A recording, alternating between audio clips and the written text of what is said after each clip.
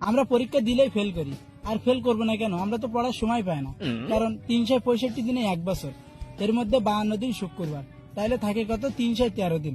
এর মধ্যে আবার শীতকাল, গ্রীষ্মকাল, বর্ষাকালের ছুটি 50 দিন, তাহলে থাকে কত? 263 দিন। আবার এর মধ্যে আমরা যদি দৈনিক 8 ঘন্টা করে ঘুমাই, তাহলে বছরে কত আসে? 122 দিন, তাহলে থাকে কত? 140 দিন। আবার এর মধ্যে যদি 1 ঘন্টা করে আমরা খেলার পিছনে ব্যয় করি, তাহলে কতদিন আসে? 15 দিন। 15 দিন বাদ দিলে কত আসে? 126 দিন।